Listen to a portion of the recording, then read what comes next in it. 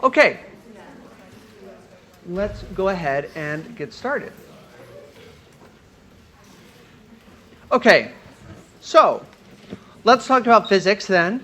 Enough of all that. Let's talk about physics. So I have titled this lecture, Physics Meets Chemistry, Particles, Bonds, and Modes. So why have I done that? Because this is really the point in the course where things start to change a little bit. And what do I mean by change? There's some ways in which I mean change, some ways in which I don't. So up to this point in this course, we have done a lot of work with systems that we can visualize from our everyday lives. So, for example, the quiz you just took, right, involved a biker going up and down a hill. This is hopefully something that you can imagine, right? You live in Davis, so you can probably imagine bikes. Okay, maybe you can't imagine hills, but you can imagine bikes if you live in Davis.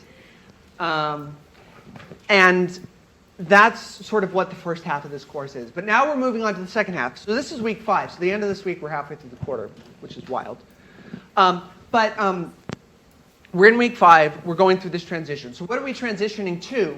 We're transitioning to material that is a little bit less easy to visualize.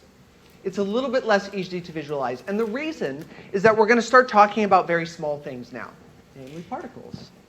All right, we're going to be talking about particles. We're going to be talking about atoms. We're going to be talking about molecules. Now, our model for an atom is going to be a little ball that flies around. That is not a very good model for the atom if you care at all about how atoms work fundamentally. But that model is going to be good enough for our purposes. But there are going to be a lot of times where you're going to be looking at it and you're going to be like, well, that doesn't make a lot of sense. Why does it do that? Maybe, hopefully not too many times, but there will probably be a couple of times. And the answer is because it's an atom. And because this is the way that atoms and molecules work. So atoms and molecules are what we would call fundamentally quantum mechanical objects. Doesn't matter what that means. They just are. And because of that, there's just weirdness. There's just weird things that they do that we just have to sort of know that they do. You'll learn a little bit more about this stuff, just a little bit, if you take Physics 7c. We'll talk about it a little bit more. But the point is, this stuff is a bit harder to visualize. And so in that sense, some people find it harder. Some people like it more that way. Right? Some people find it harder, some people find it easier. But there's a lot of stuff that's going to be the same. A lot of the rules that we've learned over the last 4 weeks are the same. So everything we know about conservation of energy is still true here. Right? Everything we know about conservation of energy is still true here. It's just that we can't maybe see it. Right? So I can imagine dropping something and watching its gravitational potential energy convert into kinetic energy. Right? I can't imagine dropping 2 particles and watching them convert their potential energy to kinetic energy. I mean, I kind of can, but it's a lot harder. But the process is the same. Right? You have a potential energy, and when you let it go, the particles want to convert some of that potential energy into kinetic energy. It's the same as you have a thing, a block, a ball, a keys, whatever, you drop it, and they're converting their gravitational potential energy into kinetic energy as they're falling. It's the same idea, it's just in a new context. So, let's talk about that. Let's start by just looking at what we did last week. Don't necessarily need to write this down, right? These slides are on Canvas. I posted them Friday, updated them this morning. But these slides are on Canvas, right? And we talked a lot about plotting of energies. I'm not going to belabor this point because we just did a quiz on it. But we did talk about plotting of energies. And the main thing about plotting of energies is that it's useful because there are just some times where doing pure energy interaction doesn't really work. There are just some times where it's better or easier to represent information on a graph. This is something that is very, very common in science. Right? We love plots. We love plots. I've never read a scientific paper that does not have some sort of plot in it. Sometimes they're not very good plots, but they're plots nonetheless.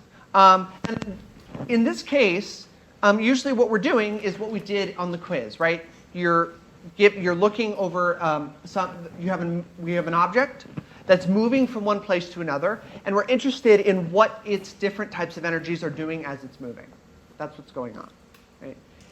And as it was the case last on the quiz, and is always going to be the case, certainly if you have a problem like this on the final exam, is that if you're asked to plot energy, it's always going to be in a system where you can model it as being closed, right? So for the first part of the quiz, you probably, in fact, modeled it as an open system with work leaving, right? That's totally fine.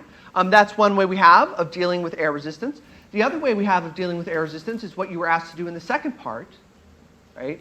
Or what you might have done in the first part as well, which was also fine, but what you might have done in the second part, which is to imagine that the air resistance causes an increase in thermal energy, and then imagine the system is closed. Right? So in order to do this plotting, you have to be able to do that. You have to be able to imagine the system is closed, even though calling it closed is a little dubious from like a pure physics standpoint, but we can sort of imagine it anyway. Okay, and then we looked at the Lenanrd-Jones potential. And again, I'm not going to spend a lot of time on this because we're going to see the Lenanrd-Jones potential like 5 times in the next 45 minutes. Okay, so I'm not going to spend a ton of time on the Lenanrd-Jones potential. But the Lenanrd-Jones potential, as we understand it so far, is just a potential energy that describes the way that 2 particles sitting next to each other are going to interact.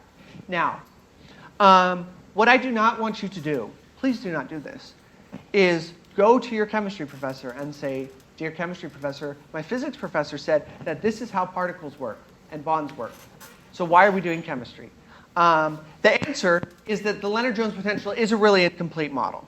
It's a super incomplete model. It only takes into account certain types of bonds with certain types of particles.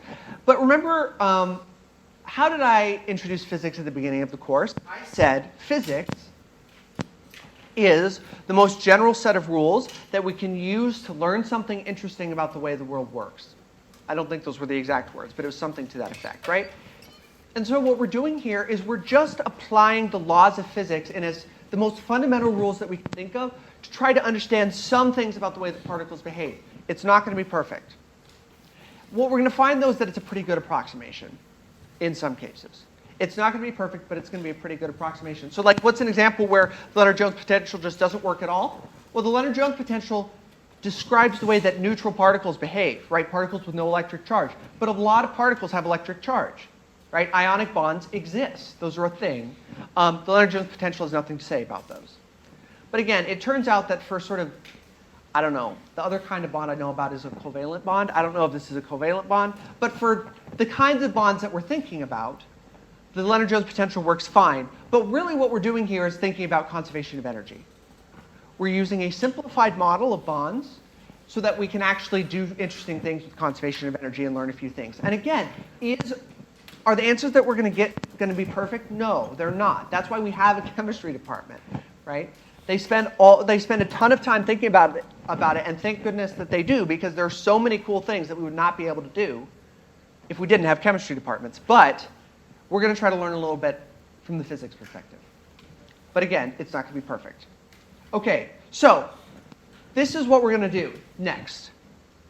This is what we're going to do next. We're going to introduce this thing called the particle model of bond energy. And as always, I want to start with the highest level conceptual stuff that we can and just ask, what are we doing? Why are we doing it? What are we doing? So we've talked about bond energy in this class before. Right? We've talked about bond energy in this class as the kind of energy that changes when the phase changes. The phase of a substance. So when a substance goes from solid to liquid or liquid to gas or something like that, the bond energy changes. What we have not done is actually explained why there's bond energy and where it's coming from. Now, you probably can intuit part of it, right? It's a bond energy, so it probably comes from the bonds between particles. Okay, that seems reasonable. But let's see if we can get a little bit more precise. So let's say that I asked you to build a model for bond energy, and I didn't give you anything else, right? I just said, we're going to build a model for bond energy and try to figure out how much bond energy a bunch of particles has. How might we do that? Well, the first place where we would start would probably be here. This seems like a reasonable statement, right? If we think about what it says. So I want to know the total amount of bond energy in my substance. And so I would say, well, 2 pieces of information. If I take the number of bonds and I multiply that by the amount of energy in each of those bonds, I should get the total bond energy, right? That hopefully seems somewhat reasonable, right? But these 2 numbers turn out to be, we have to spend some time thinking about them, what the two numbers are, right? So this is just a number. This is just a number, but the question is, where do those numbers come from?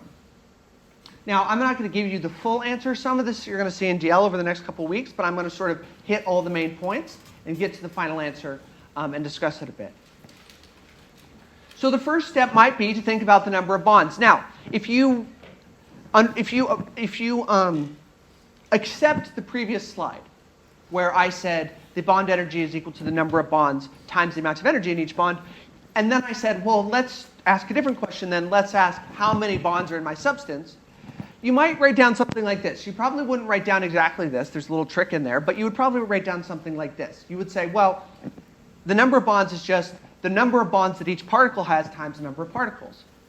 And you would be half right or twice right, depending on how you want to think about it. And to see why, let's just imagine the simplest scenario I can imagine, which is two particles bonded together. Let's say we just took the number of particles and multiplied by the number of bonds per particle. Two particles. One particle, two particle. Each has one bond, right? You take 1 times 2, that says 2. 2 bonds. But there's not 2 bonds here. We have 2 particles and a single bond. And so if you just take the number of particles, multiply by the number of bonds per particle, you actually get too many bonds. You get exactly twice as many bonds as there actually are in the substance. And so we have this little division by 2 here, right? But what is the takeaway? Is the takeaway that you need to worry a ton about why we're dividing by 2? No, there are a couple of, there is a practice quiz that I don't like because that I might give you just for practice that really, requires you to understand why this is and where it's coming from. I'm not too worried about that, right? What I'm worried about is that we understand, roughly speaking, why it looks something like this, right? This is the number of bonds the particles have. Is there divided by 2? Yeah, but in a problem, if you needed this formula, I would give it to you, okay? So, but the number of bonds per particle is actually a really hard thing to quantify, right? Because how do you quantify that, right? Like, we can't, as much as we might like to, we can't like zoom in all that way and count up the bonds. I mean, you sort of can. The like best microscopes that we have sort of can, but it's really tough.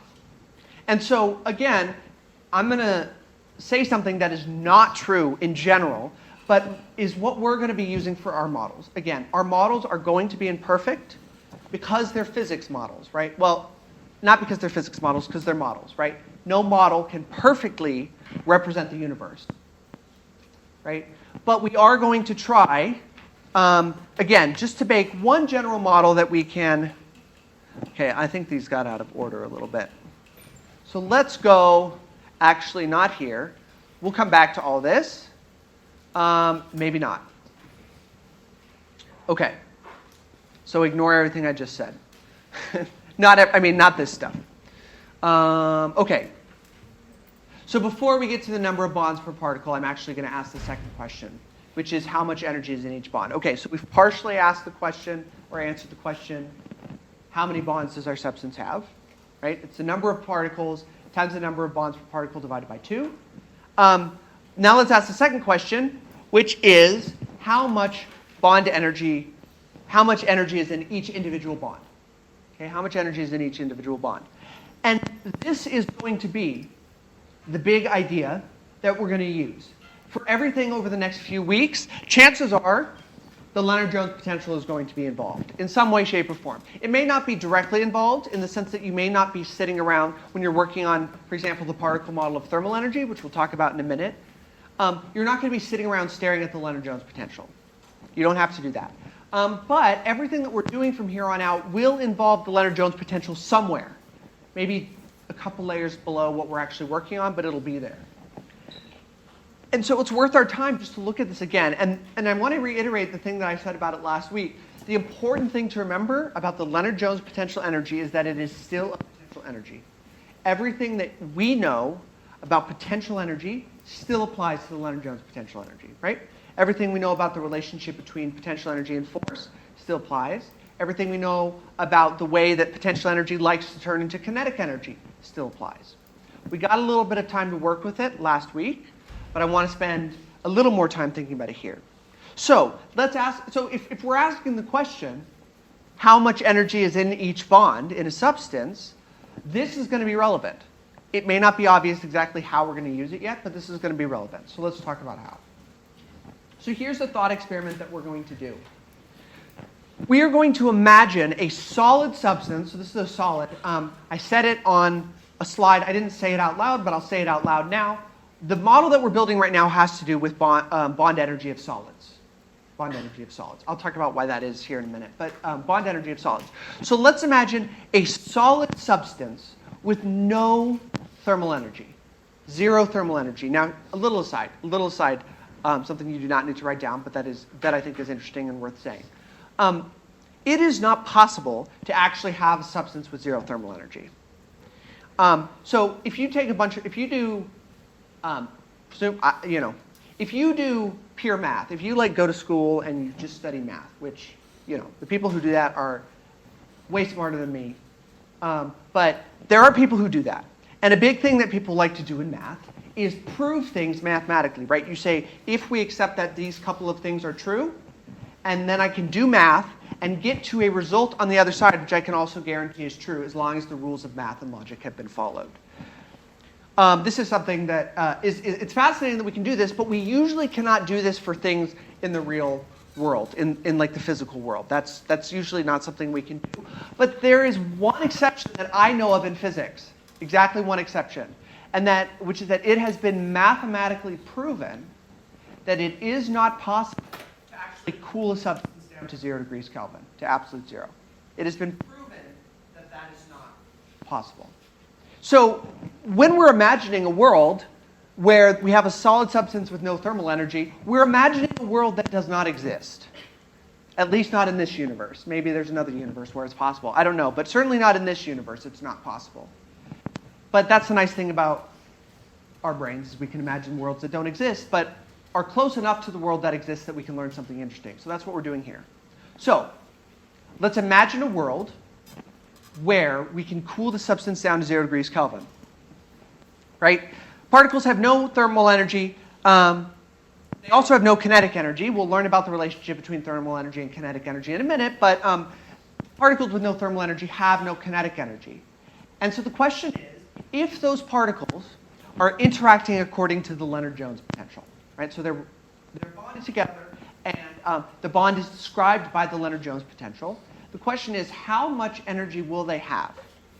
How much potential energy will they have if they are not allowed to have thermal energy and therefore not allowed to have kinetic energy? That's the question. So let's look at the plot. That's not the plot. Here's the plot. Let's look at the plot again and try to answer that question. You have a pair of particles with no kinetic energy. Where are they going to sit? Does anyone know? Where might the particles sit if they're not allowed to have kinetic energy? So one place they could sit, I think what you're pointing is way out here. So that's exactly right. Right? Of course, you could imagine the two particles are not next to each other, and so they're not bonded. But let's imagine a world where they're bonded, where they're close enough that the Lenanrd-Jones potential matters. Is there anywhere that we can put the particles down such that they will stay at 0 kinetic energy? There's only one spot. And that spot is right here. Right? Why? Let's think about it. Let's think about why it's the equilibrium position. So let's imagine putting particles somewhere else, like over here somewhere. Sorry, I forgot my laser pointer today, so I have to point. Let's say that we put it, somewhere over here, and we said these particles have 0 kinetic energy, and we're going to let them go and do their thing. What would those particles immediately do, based on what the shape of the Lenanrd-Jones potential? They'd fall down, right? They would feel a force in this direction that would push them down, and they'd start moving, and our experiment is ruined. Because what was the point of our experiment? The point of our experiment was to imagine a substance where the particles have 0 thermal energy, and therefore no kinetic energy. And so if you want particles with 0 kinetic energy, and you want them to stay at 0 kinetic energy, and they're interacting according to the Lenanrd-Jones potential, there is only one place that you can put them. And it's right here. And so that amount of energy, whatever it is, this -1 times epsilon thing, is what we identify as the bond energy of a solid. Because it is the energy that is left over when all the kinetic energy, all the thermal energy is removed from the particles. Right? So for particles in a solid, for a large number of particles in a solid, right? This model is only really true for very large numbers of particles. The amount of energy in each bond is just going to be equal to negative epsilon, because the idea is if the particles had no thermal energy, everything that's left would have to be bond energy. And the amount of bond energy they can have is that negative epsilon. There is, though, so anyway, our model of bond energy now looks like this. It's the number of bonds, which we started talking about but haven't quite finished talking about yet. Right, the total number of bonds in the substance times the amount of energy in each bond, which is negative epsilon. Oh, right. I remember what I was going to say now because I forgot for a second. So the negative epsilon piece is, again, this is for a solid. So we are not going to talk in this course about how we determine the amount of energy that would be required to convert something from a solid to a liquid, or from a liquid to a gas, right? Besides measuring it. Of course, we could measure it with some equipment, but we are not going to build a model for that phase change, right? We're just going to build a model for the bond energy of a solid. Okay, that's what we're going to do. So again, do not worry about the changes in bond energy when something goes from solid to liquid or liquid to gas. Okay, so we have the energy. Now let's talk about the number of bonds. So for the number of bonds, this is what our model is going to say. Again, is this model perfect? No, it is not. But what our model is going to say is that when you have a large number of particles in a solid, by large number I mean, a mole or something like that. Basically, an amount of particles that you could pick up and hold in your hand, or more than that, of course. Each particle will have 12 next door neighbor bonds. In other words, they will have 12 bonds to other particles that are sitting right next to them. And each of those bonds will store a negative epsilon of kinetic energy. And if so, you plug it in to the equation that we had way back at the beginning, you end up with this. You get that the bond energy of the solid is negative 6 times the number of particles times epsilon. The negative 6 comes from the 12 neighbors divided, or excuse me, the 6 comes from the 12 neighbors divided by the 2. And then the n is just the number of particles, and the negative epsilon is the amount of energy in each bond. Okay, so that is our model for bond energy. Now, there's another case that you could see. Hold on, step back. So the question is, how good is this model? Like if you actually, I don't know, had a bunch of solid, like a block of ice, for example, and you calculated the bond energy using this equation, how good would it be? The answer is okay. Not amazing, but okay, right? And if you think about it, given that we spent about 20 minutes talking about it, a little longer, 20 minutes to a half hour talking about it, it's pretty good that we can get as close as we get. You're going to get the opportunity to check against some real substances in DL. You're going to get the opportunity to actually test this model and see how good it is. And the answer is, again, is it amazing? No. But that wasn't our goal. Our goal was to just sort of make a first approximation of what it could look like based on what we know about the way that the Lenanrd-Jones potential works. Okay, so there's another option that I'm just going to mention briefly because it shows up a couple of times in the GL. I don't really like to spend time. This is one of those things that I just don't think is very useful as far as like the main course goals are concerned. So I'm not going to talk about it a lot, which is a pretty good sign that I probably won't ask you a quiz question on it. But I'm going to mention it because it's there. Which is, let's imagine that I give you a picture of a bunch of particles, but a much smaller number of particles, and you tell me what the total bond energy is, right? So let me show you an example. I don't want you to read all the words up there. This is copied out of a. It is a practice. It is a problem that is in your DL manual that you will see. But it's an example like this, where you have this little small setup of particles, and you are going to try to calculate the total bond energy of that particular setup. In that case, it's a different exercise because we're no longer dealing with a case where all the particles have the same number of bonds and stuff like that.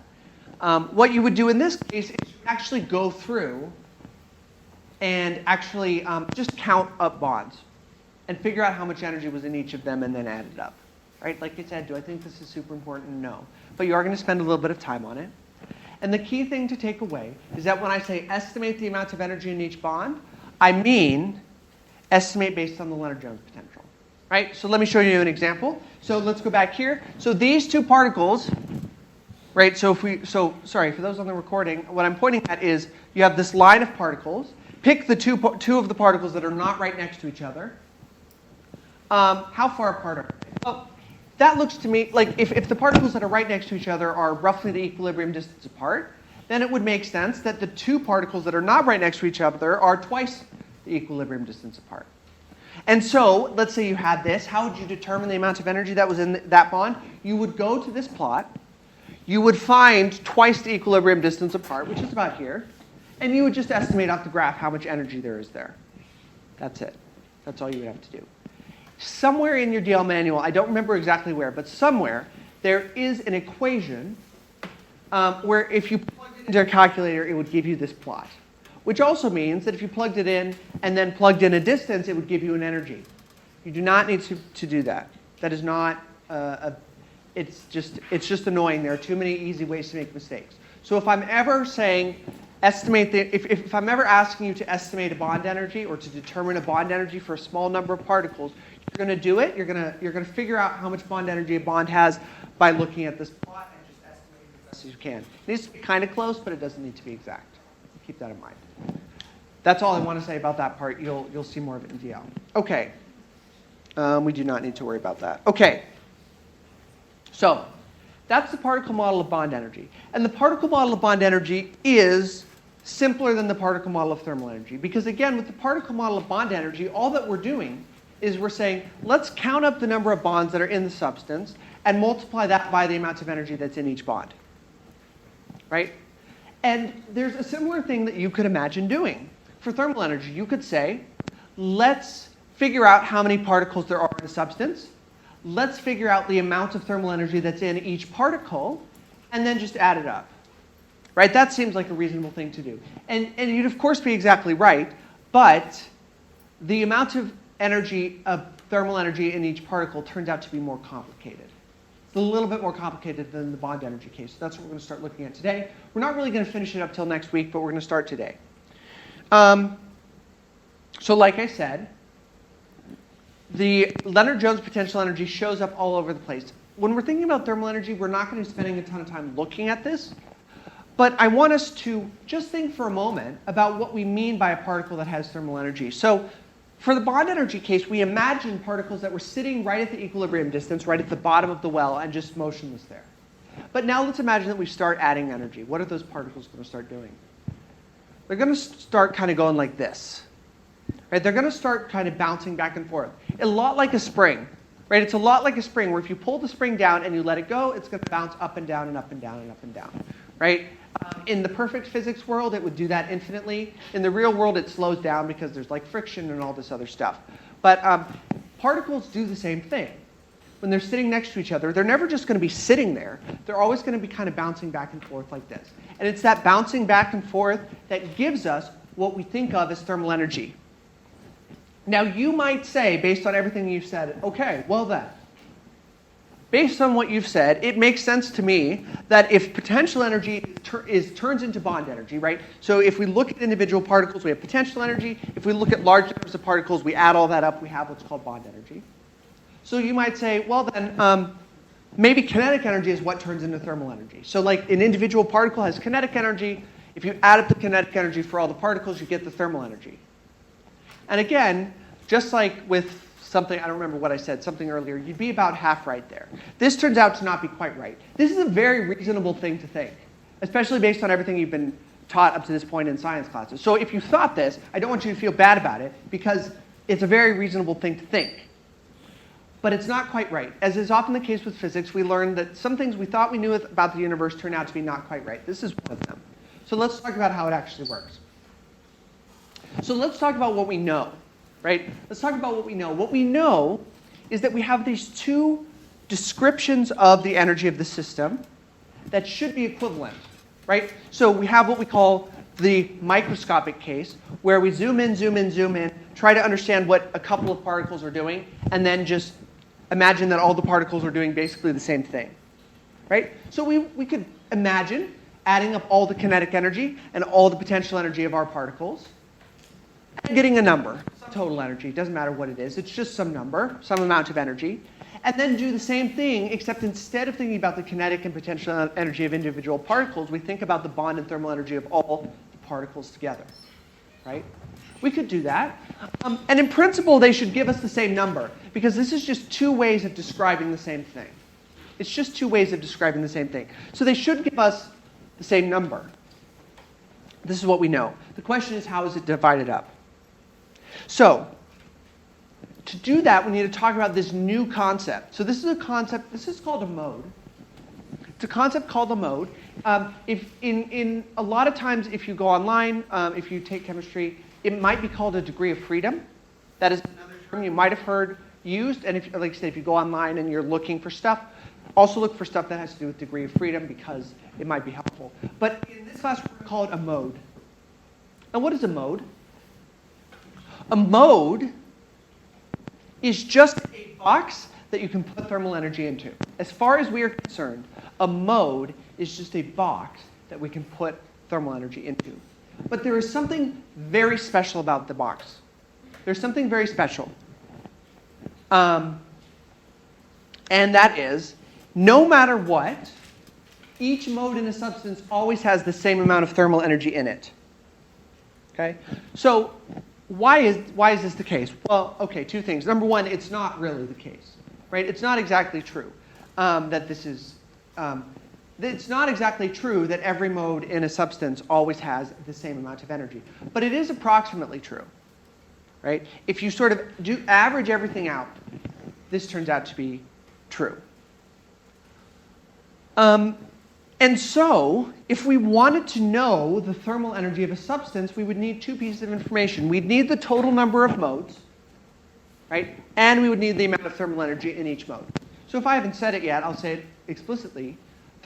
It's not just that these boxes can hold thermal energy, it's that all the thermal energy a substance has will be divided up into the boxes. There's never going to be any thermal energy floating around in our system that's not in a mode somewhere. Okay, so how much energy does each of these boxes has? Well, the nice thing is there's a pretty straightforward little equation that you can use to calculate it. Right? Every mode in your substance has the same amount of energy. That amount of energy is that amount right there. It is 1/2 times some constant named after a guy named Boltzmann times the temperature of the substance. It is just 1/2 times the Boltzmann constant times the temperature of the substance. Do you need to memorize that this number? No, absolutely not. You probably don't even need to write it down. It will be given to you on any quiz or exam where you need it. But there is one thing you do have to know about this equation that makes it different from some equations that have come before, namely on the temperature side. So up to this point in this course, we've usually talked about changes in temperature. We have some temperature that our system starts at, some temperature that our system ends at, and we've talked about changes in temperature. And when you're working with changes in temperature, it does not matter if you choose to use degrees Celsius or Kelvin. It just doesn't matter, right? Because they're the same thing. A change in temperature of 10 degrees Celsius is the same thing as a change in temperature of 10 degrees Kelvin. But here we're not talking about a change in temperature. We're talking about an absolute temperature, and so you have to use Kelvin. And the way you can remember this is that thermal energy can never be negative. I think I have this on the next slide. Yes, thermal energy can never be negative. But temperatures in Celsius can be negative. And so if you were to use Celsius with this equation, it would be possible for a substance to have negative thermal energy, and that's not allowed. Kelvin, the lowest temperature you can have in Kelvin is 0. Well, not actually, right? Not in the real world. But Kelvin starts from 0 and counts up. There are no negative temperatures in Kelvin. And so you would just use that. This can't be negative, right? So make sure. And the rule is, again, if you're ever talking about a change in temperature, it doesn't matter if you use Celsius or Kelvin. If you talk about, if you're talking about an absolute temperature, that's where you would need to use Kelvin every time.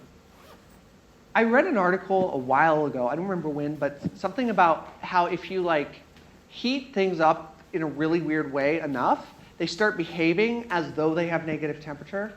Like there's just some really weird things that they do that only make sense if you imagine plugging in a negative temperature. I don't remember where I read it, but negative temperatures do not exist in our world. That I'm certainly not in this class. Negative temperatures in Kelvin do not exist. But might something like exist out in the world? Perhaps. Who knows? I don't know what they would look like. Okay. So it turns out there are actually two kinds of modes. There's kinetic energy modes and there's potential energy modes. And that is why it is not correct to say that thermal energy is kinetic energy, right? Because it's split. It's split up between these kinetic and potential energy modes. So you're going to do an example with spring in DL, so I won't talk about this. This is the last thing I'm going to say today. In terms of modes, if you're talking about particles in a solid or a liquid, they will always have 6 modes. And 3 of those modes will be potential energy modes, and 3 of those modes will be kinetic energy modes. And so it turns out that when you're talking about the thermal energy of a substance, half of that thermal energy ends up being kinetic energy, and half of it ends up being potential energy, which is a little bit weird because we already have potential energy in the form of bond energy. But we get a little bit more added on as a result of thermal energy. Why is it 3 and 3? We'll talk about that next week when we talk about modes for gases. All right? Okay. We're done. Have a great rest of your week. I'm going to do everything I can to get those quizzes turned around in a week. I will see you next Monday or in my office hour today at 3 o'clock.